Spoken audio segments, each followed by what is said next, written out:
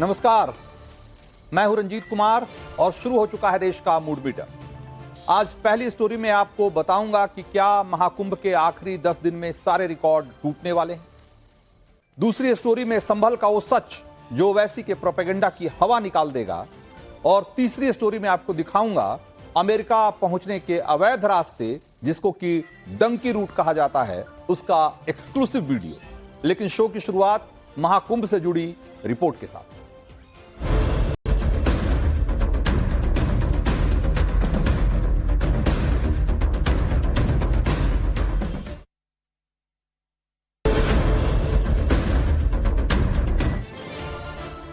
तो आस्था के सामने कुछ नहीं टिकता, न विज्ञान, न तर्क, न विवेक, न डर। और आज अगर कोई कहे कि आस्था का सबसे बड़ा केंद्र कहीं है तो वो है महाकुंभ, जहां सनातन में आस्था रखने वाला हर इंसान संगम में डुबकी लगाना चाहता है, फिर चाहे इसके लिए उसे अपनी जान की बाजी क्यों न लगानी पड़ जाए। अब आप देखिए कि मौनी अमावस्या के मौके पर महाकुंभ में इतनी बड़ी भगदड़ मच गई, कितने ही श्रद्धालु मारे गए और भगदड़ की जो चश्मदीद गवाहियां सुनी या जो सुनाई गई वो सिहरन पैदा करने वाली। लेकिन हुआ क्या? महाकुंभ में श्रद्धालुओं का रेला आना बंद नहीं हुआ, बल्कि पहले से कहीं ज्यादा भीड़ महाकुंभ की तरफ बढ़ने लगी। यानी डर पर आस्था भारी पड़ गई। अब तक 53 करोड़ लोग महाकुंभ पहुंच चुके हैं और यह संख्या सरकार और सिस्टम की उम्मीदों से बहुत ज्यादा है, जिसके बारे में मैं आपको आगे भी बताऊंगा। लेकिन पहले यह देखिए कि आस्था के सामने मौत का डर कैसे दम तोड़ रहा है। इसी शनिवार को नई दिल्ली रेलवे स्टेशन पर प्रयागराज जाने वालों की भीड़ में भगदड़ मच गई। 18 लोग कुचलकर मर गए। लेकिन इस बार भी आस्था के आगे डर टिक नहीं पाया। लोग अभी भी प्रयागराज की तरफ दौड़े जा रहे हैं। देश भर के तमाम रेलवे स्टेशनों पर लोगों की भीड़ जमी हुई, जो किसी भी कीमत पर महाकुंभ में पहुंचकर आस्था की एक डुबकी लगा लेना चाहती। आपको कुछ तस्वीरें दिखा रहा हूं मैं इस समय।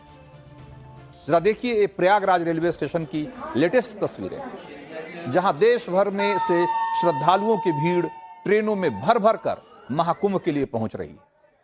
क्या बच्चे, क्या बूढ़े, क्या महिलाएं, हर कोई बस यही सोचकर प्रयागराज पहुंच रहा है कि ऐसा मौका फिर कहां मिलेगा। 144 साल बाद आए महाकुंभ में स्नान नहीं किया तो क्या किया? भीड़ को कंट्रोल करने के लिए रेलवे स्टेशन पर लगातार अनाउंसमेंट की जा रही है। अभी तक लोग सड़क के रास्ते महाकुंभ पहुंचने को प्रेफर कर रहे थे, उस पर ज्यादा जोर था। लेकिन जब महाजाम लगने की खबरें आने लगी और प्रशासन की तरफ से कदम उठाए गए, लोगों से अपील की गई कि ट्रेन के जरिए महाकुंभ आइए, तो अब उसका असर दिख रहा है। और उसका असर यह है कि आज देश के कमोबेश सारे बड़े स्टेशन पे, रेलवे स्टेशन पे इसी तरह की भीड़ दिखाई दे रही है। महाकुंभ में आस्था की डुबकी लगाने वाले श्रद्धालुओं की संख्या हर दिन बढ़ती जा रही है। हर राज्य, हर शहर से प्रयागराज जाने वाली ट्रेनें फुल चल रही। और स्थिति इतनी गजब है कि ट्रेनों में सुई रखने तक की जगह नहीं दिख रही। महाकुंभ में स्नान करने को लेकर लोगों में और इस कदर का जुनून है कि अगर भीड़ ज्यादा होने की वजह से गेट से एंट्री नहीं मिल पा रही है, तो लोग खिड़कियों से एक तरीके से घुसने से परहेज नहीं कर रहे। ऐसे में आप इस बात का भी अंदाजा लगा सकते हैं कि ट्रेन के अंदर हालात कैसे होंगे। आपको भी हम जो तस्वीरें दिखा रहे हैं, ये सासाराम, सतना, रोहतास, पटना और मुरादाबाद की तस्वीरें हैं। आपको मध्य प्रदेश के कटनी की तस्वीर भी दिखाते हैं, जहां प्रयागराज जाने वाली ट्रेन खड़ी है और लोगों की भीड़ ट्रेन में घुसने के लिए आतुर है। जिसको जहां से मौका लगा वो वहीं से ट्रेन के अंदर घुसने की कोशिश करता दिखा। मानो हर शख्स से मान कर बैठा है कि चाहे जैसे भी हो महाकुंभ में डुबकी लगाकर ही रहे।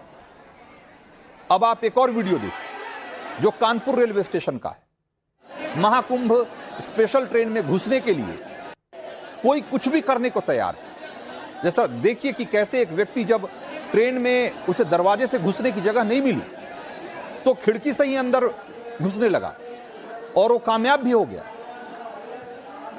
तो ये सिर्फ एक दो स्टेशन का हाल नहीं है, देश के हर बड़े रेलवे स्टेशन पर इसी तरह की तस्वीरें दिख रही है, जहां प्रयागराज जाने वाली ट्रेनों का इंतजार करती भीड़ है और ट्रेन आते ही उसमें घुस जाने के लिए आमादा लोग, फिर चाहे टिकट हो या न हो, इससे कोई फर्क नहीं पड़ता। ऐसा लगता है कि जैसे हर कोई महाकुंभ में जाने के लिए कुछ भी करने को तैयार है। आप सुनिए जरा कैसे डर और अव्यवस्था के आगे आस्था भारी पड़ रही है। कुछ लोगों की बातें सुनिए। भीड़ आप देखिए यहाँ पर दिख रही है, कई जो बोगियां हैं किस तरह से खचाखच भरी हुई है। यहाँ पर एक बार देखिए आप किस तरह से लोग जो है वो बोगियों में भर भर कर जा रहे हैं। आप देखिए यहाँ पर हम बात भी करते हैं। कहाँ जा रहे हैं आप लोग? मुगल सराय। कुंभ स्नान में? कुंभ स्नान में। सब वही लोग हैं क्या? हाँ, सब यहाँ से उठे हैं। हम लोग कोलकाता से, हावड़ा से उठे हुए हैं। देखिए यहाँ पर कई जो यात्री हैं वो भरे हुए। आप लोग खिड़की से चल रहे हैं, कोई डर नहीं लग रहा है? खिड़की से चल रहे हैं, कोई डर नहीं लग रहा है? डर तो लग रहा है, पर क्या करें, जाना जरूरी है। देखिए महिलाएं हैं कैसे खिड़की से चल रही है, क्योंकि कानपुर से प्रयागराज लोगों को जाना है, आस्था की डुबकी लगानी है। ट्रेनें, और ये देखिए किस तरीके से जो लोग हैं वो खड़े होकर जा रहे हैं। अंदर किसी तरीके की जगह है वो बैठने तक की नहीं है। और देखिए किस तरीके से जा रहे हैं। कहाँ जा रहे हैं आप लोग? दिल्ली जा रहे हैं। तो ऐसे खड़े होके कब तक जाइएगा? पूरा हाल है यहाँ का, क्या बताएं आप लोगों को। तो आप लोग कहाँ कुंभ मेला में कब आए थे? हम कल सुबह से निकले, परसों शाम से निकले हुए हैं। ऐसी भीड़ थी? ऐसे ही भीड़ थी, इससे भी खतरनाक भीड़ थी। आप लोग ऐसे ही जाएंगे? अब ऐसे ही जाना पड़ेगा सर। जॉब करने वाले बंदे हैं तो जाना ही पड़ेगा टाइम पे। दिल्ली जा रहे हैं? आप लोग दिल्ली जा रहे हैं? हाँ, ऐसे ही जाएंगे आप भी? टुल्ला आ रहा है, टुल्ला। हाँ, ऐसे ही खड़े होके जाएंगे? और क्या करें, बहुत परेशानी है। और ये परेशानी है लोगों की। और ये देखिए,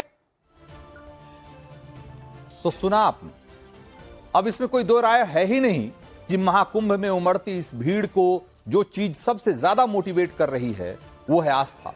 क्योंकि आस्था की जो ड्राइविंग फोर्स है, अगर वो नहीं होती तो इतनी अव्यवस्था और इतनी अफरा तफरी के बीच करोड़ों की तादाद में महाकुंभ लोग पहुंचते ही नहीं। और अब बात सिर्फ वर्ल्ड रिकॉर्ड बन जाने तक ही सीमित नहीं रह गई। आप ये देखिए कि महाकुंभ में अब तक 53 करोड़ लोग स्नान कर चुके हैं और यह संख्या उत्तर प्रदेश की कुल आबादी के 2 गुनी से भी ज्यादा है, जिसकी जनसंख्या 25 करोड़ के आसपास है। और तो और भारत की कुल आबादी करीब 140 करोड़ है और इस हिसाब से करीब करीब 40% आबादी महाकुंभ में अपनी उपस्थिति दर्ज करवा चुकी है। और सुनिए, महाकुंभ में जितने लोगों ने आस्था की डुबकी लगाई है वो भारत के करीब 110 करोड़ हिंदू आबादी की करीब करीब 50%। तो ये लेवल है महाकुंभ का। और अभी तो महाकुंभ 26 फरवरी तक चलेगा, यानी करोड़ों श्रद्धालुओं के पास अभी भी वो मौका है कि वो महाकुंभ पहुंचकर जो एक लाइफ टाइम एक्सपीरियंस है उसको हासिल कर सकें। आप इसे ऐसे देखिए कि अब तक 53 करोड़ लोगों ने महाकुंभ में डुबकी लगाई है। बसंत पंचमी पर अमृत स्नान वाले दिन यानी कि 3 फरवरी तक महाकुंभ में 35 करोड़ लोगों ने स्नान किया, यानी महाकुंभ शुरू होने के पहले 20 दिनों में 35 करोड़ लोग पहुंचे। और फिर 3 फरवरी से 16 फरवरी यानी कि बाद के 14 दिनों में 19 करोड़ लोग महाकुंभ में स्नान कर चुके हैं। यानी प्रशासन और सरकार को जो ऐसा लग रहा था कि अंतिम स्नान के बाद महाकुंभ का क्रेज कम हो जाएगा, ऐसा हुआ नहीं। क्योंकि लोग ये सोचकर चल रहे थे कि जब भीड़ कम होने लगेगी तब वो महाकुंभ जाएंगे और तब तक ठंड भी थोड़ी कम हो जाएगी। और इसका नतीजा यह है कि अब रेलवे स्टेशनों पर हर जगह भीड़ ही भीड़ दिख रही है। क्योंकि शुरुआत में तो रेलवे ने जबरदस्त तरीके से महाकुंभ स्पेशल ट्रेनें चलाई, लेकिन धीरे धीरे ट्रेनें भी कम हो गई।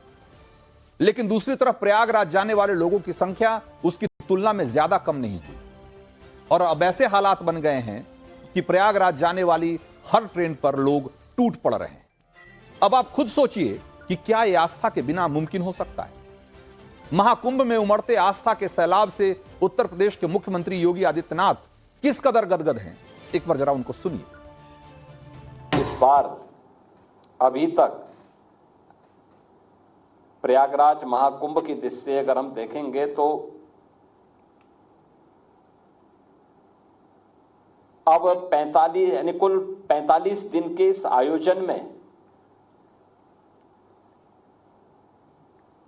36 दिन हो चुके हैं।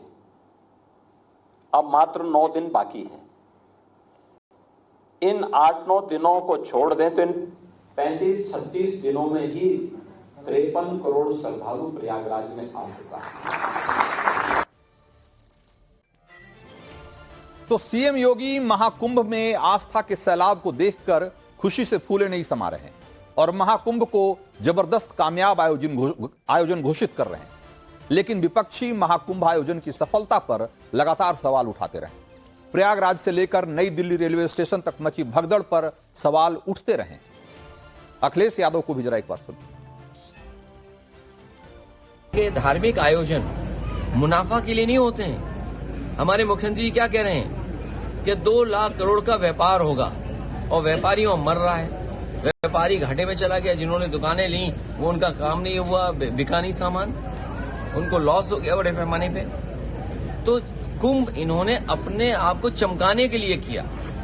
भारतीय जनता पार्टी कोई भी कार्यक्रम हो, चाहे धार्मिक हो, सांस्कृतिक हो, चाहे खेल का हो, ये हर एक में राजनीति कर देते हैं।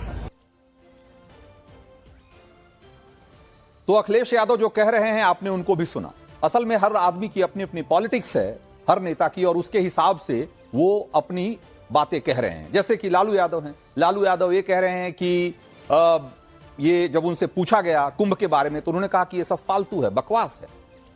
हो सकता है कि उन्हें लगता हो कि ये उनकी पॉलिटिक्स को सूट करता है, लेकिन असल में ये लोग इस देश की जो असंख्य हिंदू आबादी है उसकी उस गहरी धार्मिकता का अपमान कर रहे हैं जो इन लोगों के लिए हमेशा से हर मुश्किल परिस्थिति में एक संबल की तरह रहा। तो देश का मूड मीटर की अब दूसरी स्टोरी का रुख करते हैं और बताते हैं कि संभल के मुसलमान आखिर किस भाईजान से परेशान हैं।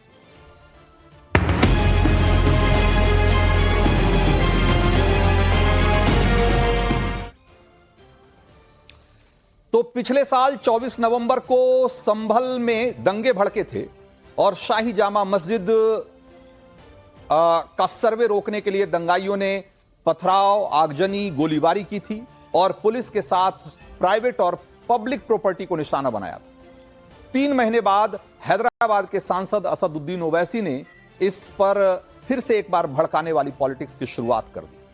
पहले उनका सोशल मीडिया पोस्ट देखिए, फिर आगे की कहानी बताता हूं आपको।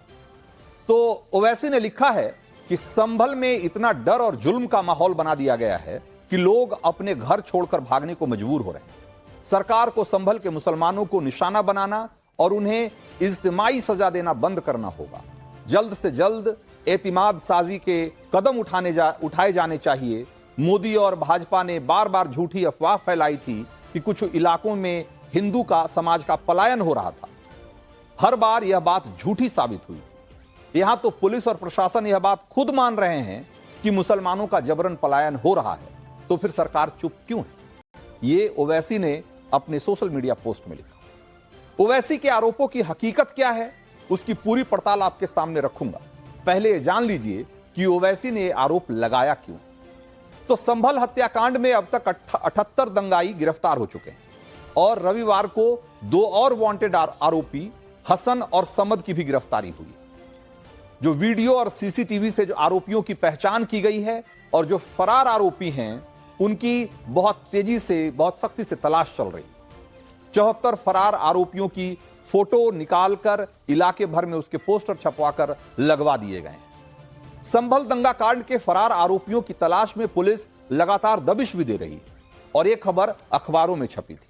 ओवैसी ने अपने सोशल मीडिया पोस्ट में उसी खबर की कटिंग लगाई और कहा कि पुलिस के दबाव में लोग पलायन कर रहे हैं।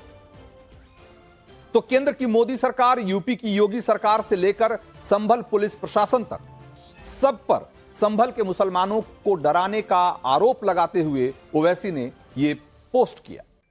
संभल से 1650 किलोमीटर दूर हैदराबाद में बैठकर ओवैसी संभल से मुसलमानों के पलायन का जो गंभीर आरोप लगा रहे हैं उसकी हकीकत क्या है, वो आपके चैनल नवभारत ने उसकी पूरी पड़ताल की।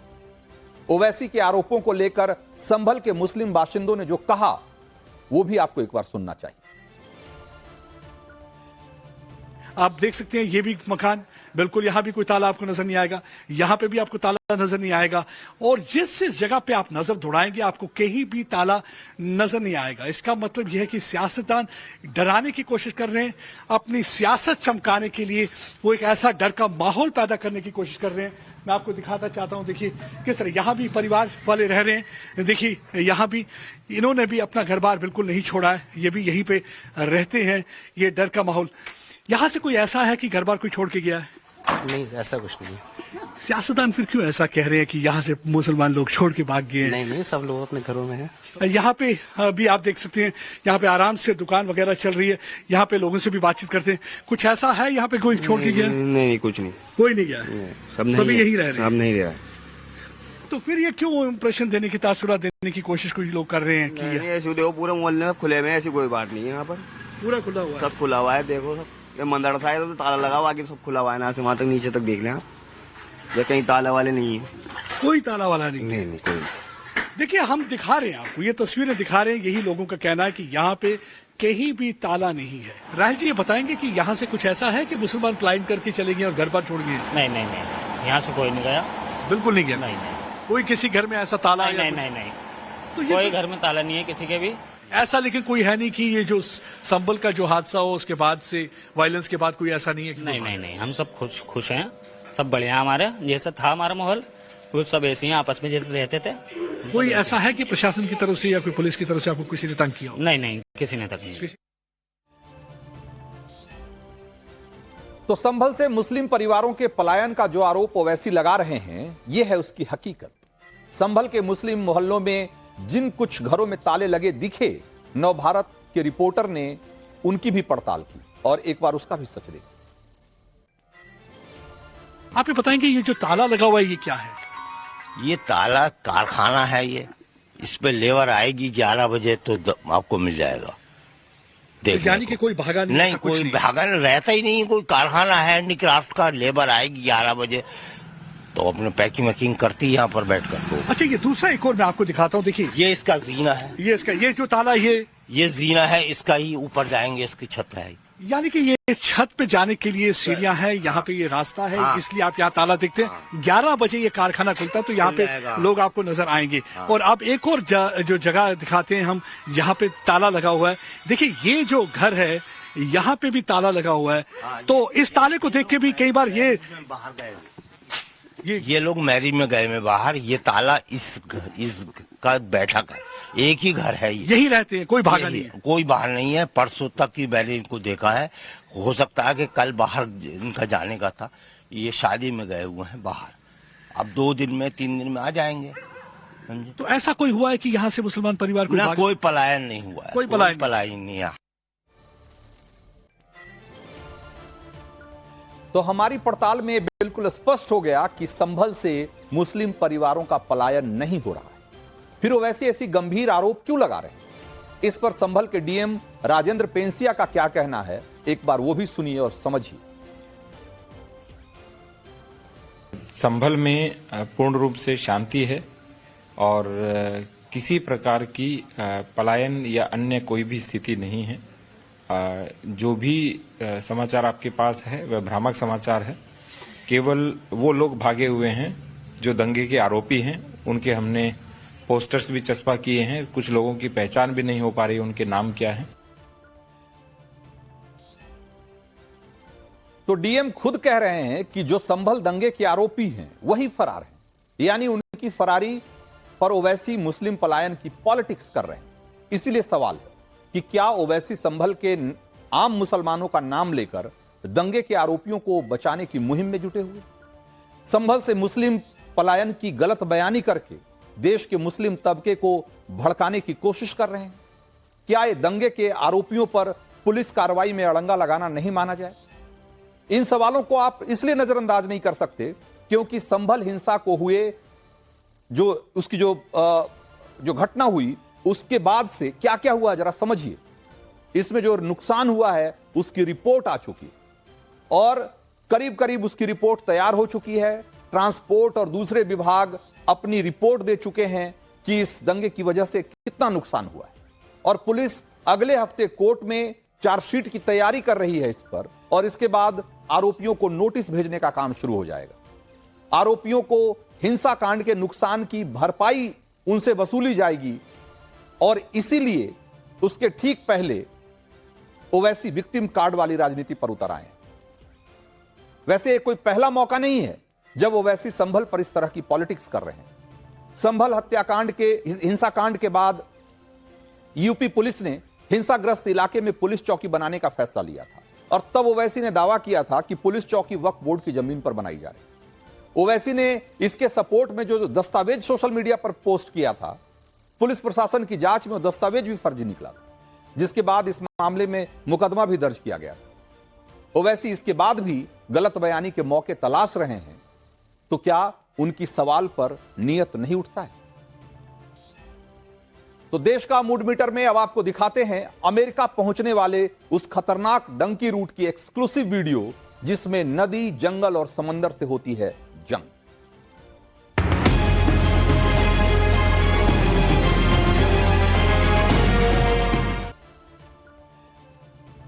तो डंकी रूट से अमेरिका गए 332 लोग डिपोर्ट होकर भारत आ चुके हैं, और कल ही तीसरा बैच अमृतसर पहुंचा था।